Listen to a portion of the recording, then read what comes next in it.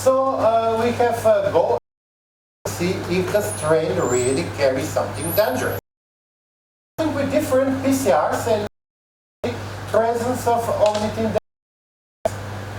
Well, news positive. Lactobacillus plantarum have ornithine decarboxylase, so he can produce the biogenic amines. Then we check for tyrosine decarboxylase, another biogenic amines. You can see here I put it for myself, yes or no, to remember which one is positive, which one negative. So tyrosine decarboxylase, tyrosine to tyramine, normally this virulence factor not supposed to be in plantarum, but in this case you see 940, 24 BP PCR products present. Then hyaluronidase, it's associated with different genes, could be observed in some microorganisms, and lowest viscosity of hyaluron. So it actually destroying hyaluron, and this is the problem for the patients fluid giving to hyperdermoglysis and adjunct subcutaneous orography for improving resonance. Don't need to tell you all these bad things about hyaluronidase, because this strain carries gene. He can produce hyaluronidase. So having this strain, in fact, you can have a problem. Okay, in papaya, the strain is in very low level, no problem. I cannot even guarantee that you can isolate same strain for another papaya fruit. So nothing wrong with papaya. Papaya is a good fruit. But in chance we detected a strain of plantarum from this fruit that is giving all these troubles. Then we detected collagen. It's collagenase, addition of collagen protein. Detected the gene as well present, because collagen is important for our body. And if you have this addition of collagen protein, you can actually have the joint problem. So this strain actually already 4 genes present. So we detected even more aggregation substance. Normally considered as a normal virulence genes that could be detected in enterococci but not in plantarum, and we detected. Now it's coming a point. Very often people look on the literature. Okay, this gene is typical for enterococcus. This is typical from plantarum. Let's just check in enterococcus or just in plantarum. Check two other ones, because you'll be surprised to find virulent genes that are not typical for this species, but they can detect it, including bacteriocin genes. Very often people say, okay, work with enterococcus, I will talk enterocins. Well, check other, because maybe they will be there. There's several reports showing the presence of nisin in different species. They're typically for lactococci, but they can be detected in plantarum, they can be detected in enterococci. It's nothing unusual. So aggregation substance being detected as well. We detected even cytolysine. I mean, the name is telling you already what this cytolysine do. Secreted by microorganisms, plant or animals, that is specific toxic to individual cells. In many cases, can be dissolving through the lysis, actually lysing the cells. And we detected the presence of these genes in our plantarum. I already lost the count, how many of them. Gelatinase. You don't want to list the gelatin. It's considered a simple method to detect if the strain has the gelatinase activity. You just do the broth, you don't put agar, you put the gelatin, you culture, and then you see if it's a solid or not. And positive again. Okay, now it's coming the good news. Not. We don't detect histidine decarboxylase, another biogenic amine. This is important because histidine decarboxylase can be associated with Tourette syndrome, can be associated with the bad mood, because when it's coming in the high level in the blood circulation can give some problems. So we checked even 2 different genes for histidine decarboxylase. Enterococcal surface protein was negative. Well, it's typically for enterococci, but again, could be present in the other one. So we check this. We not detect endocarditis antigen because, God save, at least this one is not, because this is really bad, can make inflammation of some tissues in our heart, and some enterococci can have it, but not this one is considered negative. 6 vancomycin resistant genes existing. We check A and B because they are associated with plasmid, and they are considered as more problematic because they can be easily transmitted. So you have papaya, you isolated a strain, and we was showing that this strain is a good bacteriocin producer, but full of virulent genes. So what's the moral of the story? You have all these genes, and you have presence of 5 of them inside these strains.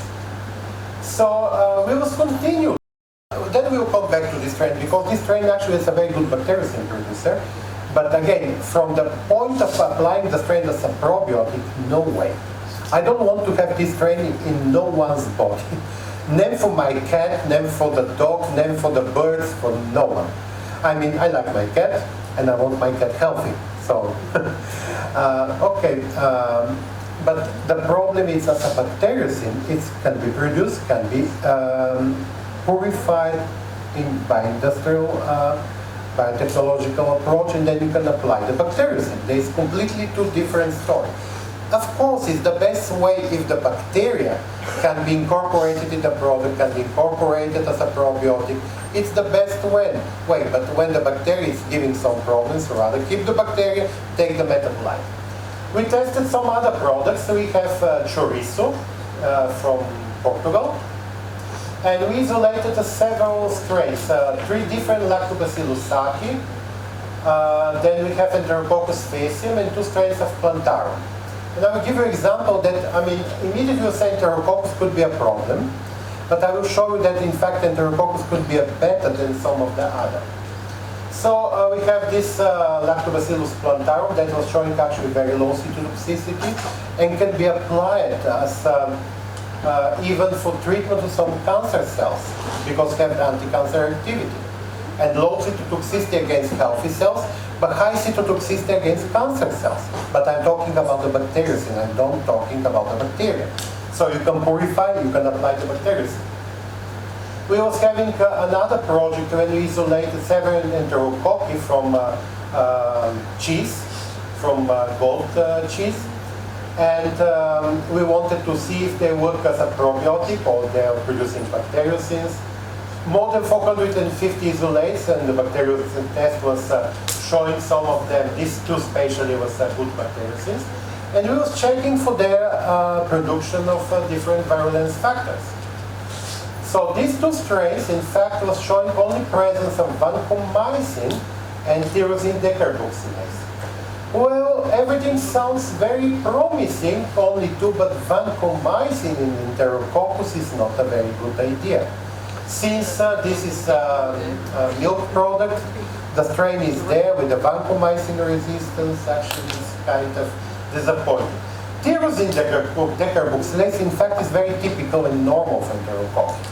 This, remember, I was telling you, I need to remember which one was biogenic amine was normally you can found in Enterococcus, tyrosine decarboxylase. But again, vancomycin resistance is giving me a big headache with this strain because even we cannot detect the resistance on the plate. When we do the antibiotic test, we don't detect this resistance, but knowing that the gene is there, it's already, you know, you can give it to your supervisor only, but not for you. Then we have another product, chorizo. Remember in the beginning, we isolate several strains from there. And then we check some of them. Okay, now having plantarum and enterococcus, this from chorizo, we detect presence of nothing, clean. At least these 12 virulent genes, we don't detect none of them. And you see one is enterococcus. And enterococcus from the milk was showing 2 of them. In this case, from chorizo, plantarum, and faecium, these 2 strains, There was clean of untested virulent genes. Why I say untested? Because later I will show you some bigger panel with 50 genes. So you can always go more and more and more, because on this minimum panel, okay, they pass the test. But again, from the same batch, we have another plantarum and Saki, and in this situation, we have presence of vancomycin-resistant adherence to collagen. Remember, this one from papaya as well was positive for this. So one plantarum was completely clean. Another plantarum had vancomycin resistance and adhesion to collagen. Well, plantarum is considered that could be intrinsically resistant to vancomycin. So you do the plate. On the plate, you put the antibiotic disc on vancomycin, you detected resistance, so you're happy. But the fact that carrying the gene is another story. So this is why it's always good to combine two methods, plate and the biomolecular, because to confirm that everything is under control. And in a few minutes I will finish and you can have the tea. Another one from the same batch from chorizo, Lactobacillus saki, was showing a presence only addition to collagen. Well, at least no vancomycin, so at least something better. And these strains actually are isolated in several occasions from the same products, from the same factories, mean they're there in the factory. They're not used as a starter culture, but look like they're naturally present inside this factory. Another sake from the same product was showing presence of another 2 hyaluronidase and enterococcal surface protein. And then, do you want to make a break now and continue after that, or do you want to continue a little bit more? Can we? Break. Okay. Who wants a break? Voting. Okay. Almost majority. Half. Okay, well, let's have a break. How long could we break? For 30 minutes. Okay? And then you come back and you continue. Okay. Fine? Yes. You can stop the camera. Wait a little bit more. A few minutes more, maybe. Just the faculty, university, we can see. But just keep eye on the news on your webpage. Because if this happens, you can have the exchange program. Okay, now it's coming the bad news. When you come there into Brazil, you need to speak Portuguese. No, you can. For the master and PhD, actually, it's English. It's fine, no problem. Because graduate courses in São Paulo University, they're in Portuguese. But for the postgraduate, we need to have at least half in English. Because, I mean, you need to have credits. So the credits could be in English, no problem. Communication in the laboratory, could be in English, could be in Portuguese. So if it's any students from south of India, from Goa, will be a little bit easier. But again, no problem. English, in the laboratory, it's not a problem. But this is the idea, to have this collaboration, because it's an opportunity. It's a different culture. Good point, Brazil, it's warm, it's not cold. What the temperature is coming here in the winter? Maybe? How much? 3, 4. Well, it's quite cold, because for us, like 10 degrees considered very cold. No one wanted. I mean, the women in Sao Paulo, they coming 10, 15 degrees, they put all these fancy shoes and boots and jackets and... But in some states, it can be minus 10 degrees. Yeah, but if you go more north, right? And if you go more south, it's like never been less than 25.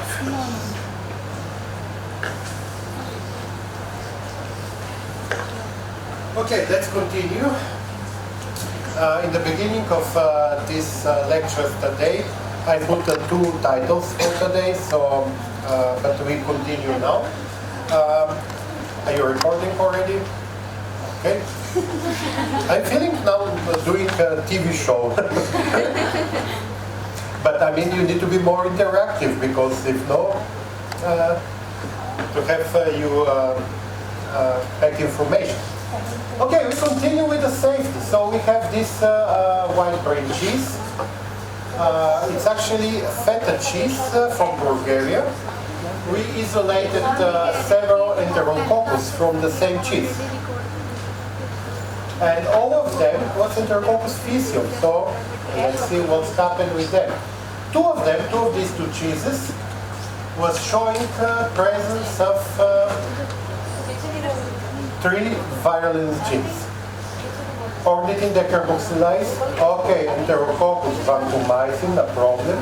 And tyrosine decarboxylase, that is a normal thing for Enterococcus. So it's not a bad, not a strange surprise, but ornithine decarboxylase is already something alarming, especially presence of vancomycin in these two strains. Then we have another, from the same project, another strain, Enterococcus faecium, and this strain was showing presence of, again, of ornithine and tyrosine, but showing aggregation substance. But the good news was not showing vancomycin resistance. So you see the same products, the same species, but they're showing a different behavior. And the fourth strain from the same batch was showing only aggregation substance and tyrosine. Well, tyrosine is normal for these kinds of microorganisms, but aggregation substance was kind of not a good surprise for us. Then we have another problem. So I want to just give you several examples to see how this can change overall. Shark eats a kind of dry meat, and it's a very high salt and very low water activity. So it means these products can be preserved very well in the room temperature. It's keeping out of the refrigerator because of the high salt concentration and low water activity. Lactococcus lactis was isolated from this product. And again, Lactococcus lactis is supposed to be safe, but what we observed, Enterococcus surface protein, addition to collagen, and vancomycin resistance. So obviously the strain again, alarming some potential problems. Then we have linguiça, it's a kind of sausage, very popular in Brazil. Isolated Lactobacillus saki, subspecies saki. And this strain was again supposed to be safe because it's Lactobacillus saki. But again, this strain was very badly surprised to have 5 virulence genes, including hyaluronidase, enterococcal surface protein, addition to collagen, cytolysine, and even vancomycin resistance. So obviously this strain will be a very big problem if going to be applied as a pure culture. And even inside the product, we don't know if it will be there again and again because it's a strain that is not a starter culture. Most probably it's a kind of, we'll say, safe contamination because it's not appearing to give nothing problematic for the product. But now when we know about his safety, obviously this contamination was not a very good idea. It's very bad to have this strain in this kind of product. So in one kind of recapitulation, I show you examples: Plantarum, Saki, Lactococcus lactis, Enterococcus faecium. And if they are safe or not safe, we don't know. Because in this case, we're having 0 genes in one Plantarum and one faecium. We have 1 gene in Lactobacillus saki 22 is from chorizo. We're having 2 genes in the list of several Saki, Plantarum, faecium. We're having 3 genes in Lactis, faecium, and we're having 5 genes in Lactobacillus saki, Lactobacillus plantarum. So you have a good example: 1 plantarum with nothing, 1 with 5. Saki with 1, Saki with 5. Enterococcus with nothing, Enterococcus with 3. What is the moral of the story? You cannot just rely on the called grass, generally recognized as safe. You need to do your test. You have the species already presumed that most probably will be safe because it's considered as a grass. But then you need to check your strains and to go deeper in your strain specificity by biomolecular, biochemical, and physiological tests in order to confirm your strain that you want to apply as a probiotic. You want to apply as a starter culture, adjunct culture, culture that will produce something good, beneficial culture. need to be sure that it's clean of virulence factors. Or you can actually discuss and decide if some factors could be acceptable or not acceptable. Now you want to open another interesting point before go to this Bulgarian salami. Antibiotic resistance, I mentioned that it's important to be no antibiotic resistance. But now it's coming a problem. Okay, how many of you was taking probiotics in your life? Just raise your hands. Probiotic in some situation. The medical doctor told you how to take a probiotic if you're taking an antibiotic. Very often they don't do. The problem is probiotic, it's free of antibiotic resistance. Supposed to be, according to the definition. But then if you take a probiotic together with antibiotic, what will happen? Antibiotic will kill the probiotic. So you're not going to have a probiotic. You have 10 probiotics. So this could be a postbiotic, but it's a story that we're having, I think, tomorrow. And now it's coming the point. There's some scientists, they defend the idea that some moderate antibiotic resistance in the probiotic strains can be considered as a beneficial. But this antibiotic resistance is supposed to be on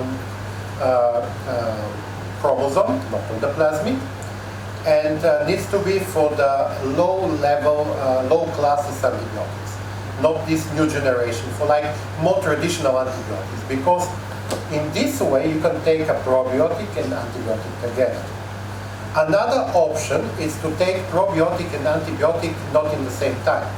Most of the antibiotics that you'll be taking is taking every 12 hours or every 8 hours, so probiotic needs to be taken in opposite time. If you're taking, let's say, at 9 o'clock in the morning and 3 o'clock in the no, let's do it. 9 o'clock in the morning and 3 o'clock in the afternoon. So you can take your probiotic at 12 and 6, not in the same time, in order to give them options to perform their work. Because if you take them together, obviously one will inhibit the other one. I was promising that I will show you a little bit more about the virulence, because we was not happy with these 12 genes only. So we developed another panel when we was checking almost 50 different genes. We increased the number of the genes, especially the antibiotic-resistant genes and several other factors, because we wanted really to be sure that the strains that we apply, they're safe.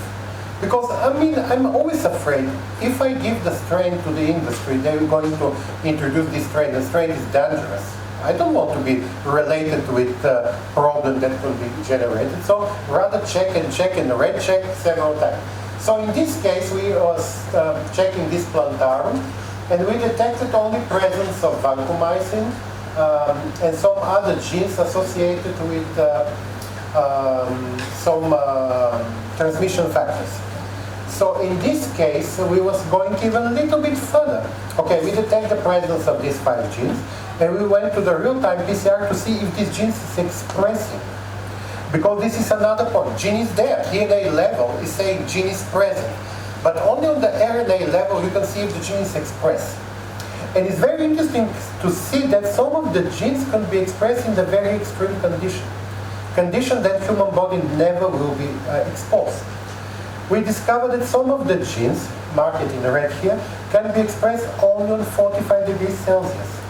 Well, if your body in 45, are you alive? You're already dead from the high temperature. You don't want the virulent genes to make a problem for you, right? But the problem is if these genes will be expressed on 37. Then you can check if the gene is expressing in the gastrointestinal condition. So you can make a model. You put your bacteria in this model environment. You isolate the RNA, and you check the RNA if carrying evidence for the expression of these genes. So another point important, toxicity of the bacteriocins. Because most of the bacteriocins are considered not toxic. And even we having bacteriocins such as niacin that is considered to have almost 7 grams per kilo to have the cytotoxic effect. Can you have it 7 grams per kilo This is equal of the sodium chloride toxicity. So niacin is considered non-toxic. However, some of the bacteriocins have toxicity. Every bacteriocin is a different molecule. Every bacteriocin have a different amino acid structure, and this making him a unique molecule. And this unique molecule can have a different interaction with our cells and can have or don't have toxicity.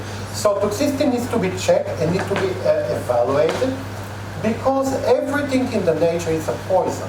Depends on the dose. I mean, niacin needs to be more than 7 grams per kilo to be toxic, but some of the bacteriocin can be nanograms to be toxic. So we need to check and need to be sure that the quantity and structure is not generating nothing problems. So this is the reason why we was exploring the toxicity, but we was exploring the toxicity not only against healthy cell lines, in fact not only against cancer cell lines, but against healthy cell lines. Why I was putting cancer cell lines in the first? Because most of the cell lines used in the research are cancer cell lines, because they're much more easy to maintain, they're growing better, they're almost immortal. So working with cancer cell lines as a model cell line is much more easy. But when we're coming to the toxicity, we need to have the standard procedures. We're having the virus cells, monkey kidney virus cells, because they're considered as a standard in pharmaceutical experiments.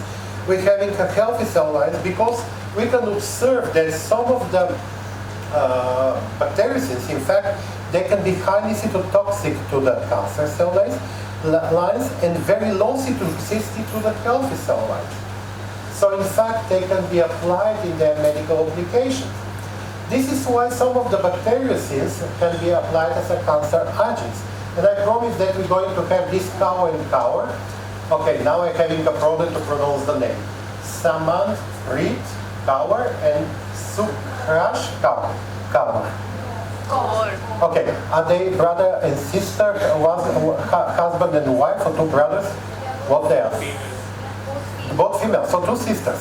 I was thinking it's a couple like man and wife, but now it's appearing, but could be just a coincidence of the name, could be two sisters, could be. But actually it's a very good work.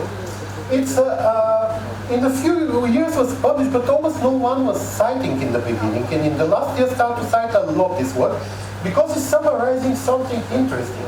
Several bacteriocins, pediocin, niacin, they was produced by, okay, pediocin is always pediococcus, most of the time could be lactobacillus as well. Niacin is lactococcus, but they was having a very cytotoxic effect against different cancer cell lines. They was having even some plantaricin, bovicin, and they was having cytotoxic effect against cancer cell lines. Important thing that was not touching this review, and they start coming after that and more, it's the fact that very often high cytotoxicity is observed against cancer cell lines, but again, not against healthy cell lines. Again, the same reason. Very often people work with the cancer cell lines because it's more convenient from the practical work in the lab. But again, we don't need to ignore to check what is the cytotoxicity against healthy cell lines, because if they're cytotoxic against both, obviously it's not going to work. But if they have this selective cytotoxicity, this will change too much a story. The reason for this, in fact, is the base structure of the membrane on the cancer cell. They have negatively charged surface. They have much more microvilli in the surface area and much more low cholesterol and less rigidity on the cell wall. In this way, this difference is actually recognized by the bacteriocins, and they can attack only the cancer cell lines. You have the healthy and you have the cancer cell. You see the charge, negative charge on the surface. pH is slightly different. Well, for the point of the chemistry, 7.3, 6.9, from the point of pH meter, it's almost nothing, but from the point of living cells, it's a lot. And actually, this difference on the cell surface and inside the membrane is much more negative for the healthy, and cancer is the opposite. Outside is a negative charge. So all these things actually making this part, bacteriocin is coming to recognize this part and not this one. and they will perform his negative effect. So they will be associated with apoptosis of vital program cells that process, and normally it's associated with cytochrome C release, expression of P53 tumor suppression protein, all-over kinase B activity. And all these things will actually help to having better effect against cancer cells. As well, cancer cells develop during the dysfunction of the cell cycle phase, increased level of CDK inhibition properties. So all this actually is making bacteriocin a very potential tools for treatment of the cancer cells. Now it's coming to the problem, because every time, okay, let's go first about this part, and then we can go to the problem. Angiogenesis, formation of the new blood vessel through the network of biochemical pathway, as well could be affected by the presence of the bacteriocin. They can inhibit the PI3K-AKT proliferation pathway, can inhibit the VRGFR receptors, can phosphorylation of the kinases as well can be interfere with the presence of the bacteriocins. Suppression of the SNI1 of WIST1 genes, epithelial mesenchymal transition, reduction of CAM and PP expression, protein evolution function extracellular matrix. So you see, it's not just interaction with the cell surface, but interaction with the enzymatic process, interaction with the gene expression. And in this way, when they recognize the surface, they can go in and they can mess with the life cycle of the cancer cell. And in the end, to kill cancer cells, what the best things to do. There was some works showing that different bacteriocin can be applied, and they can have 80–90% inhibition of cancer cells. That is already something good. Niacin and dicrobuzin, they can associate it with, niacin together with doxorubicin, they can reduction of almost 60%. So all these things is good. Now it's coming to problems, because I say not everything is such a good thing. The problem is you kill the cancer cell lines, but you need to get away of the dead cells, right? This is why there's some trend, there's some opinion that most probably this can work on the surface. If you have a skin cancer, well, the cancer is on the surface. You can destroy. Always you can have some things not very pleasant with your skin, but this is dead cancer cells, what the best thing. And then natural, the organism will take away of them. If you can have it maybe in the gastrointestinal cancer, then a lumen of the gastrointestinal lumen can liberate them. Well, if you're going to have the cancer in the brain cells or blood vessels, then it's a little bit getting more complicated.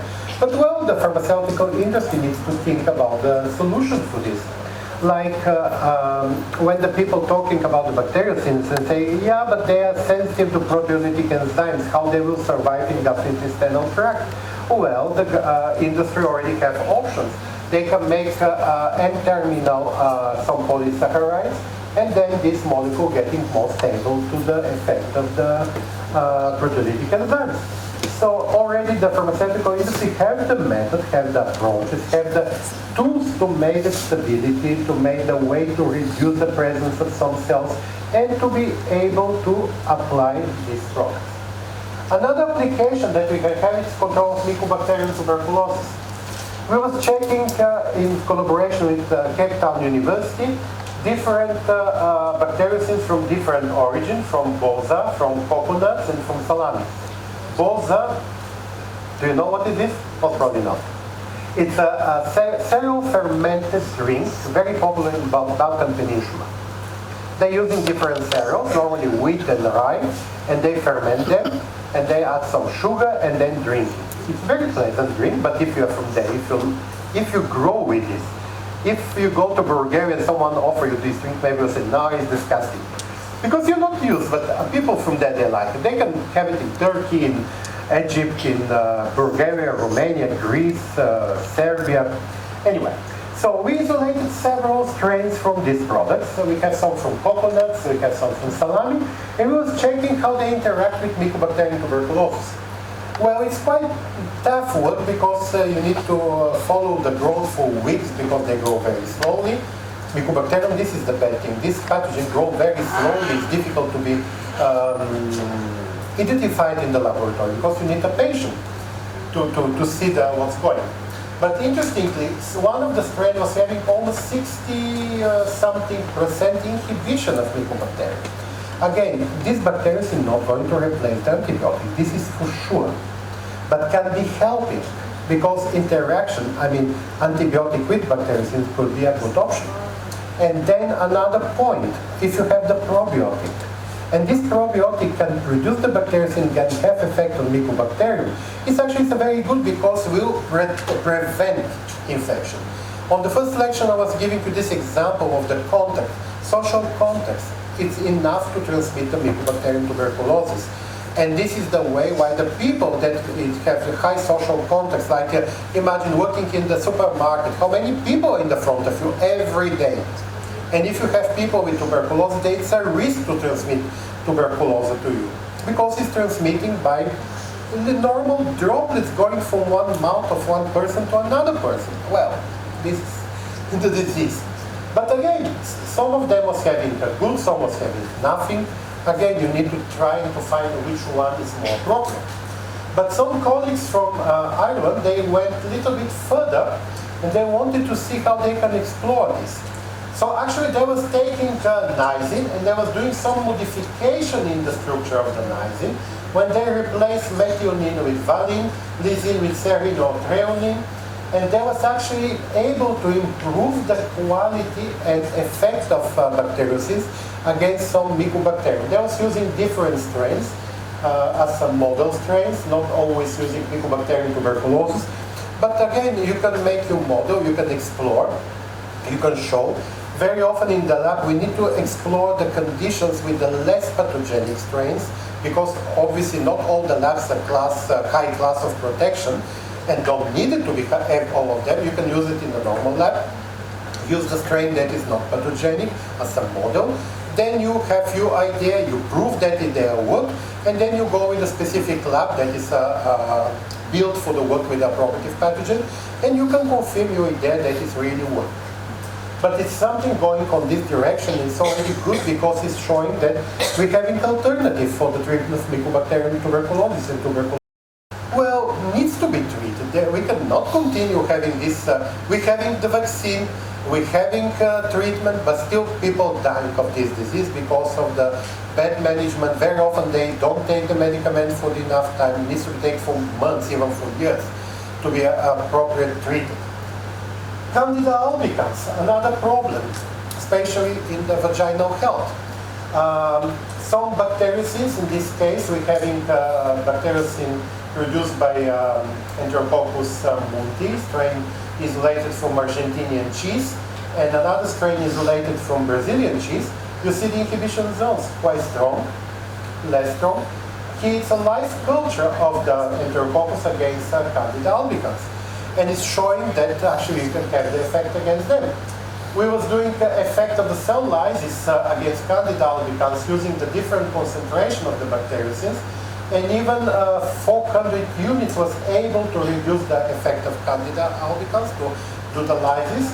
And then we wanted to see how the pH and temperature and presence of some contraceptives actually can interact and help each other to have the better effect.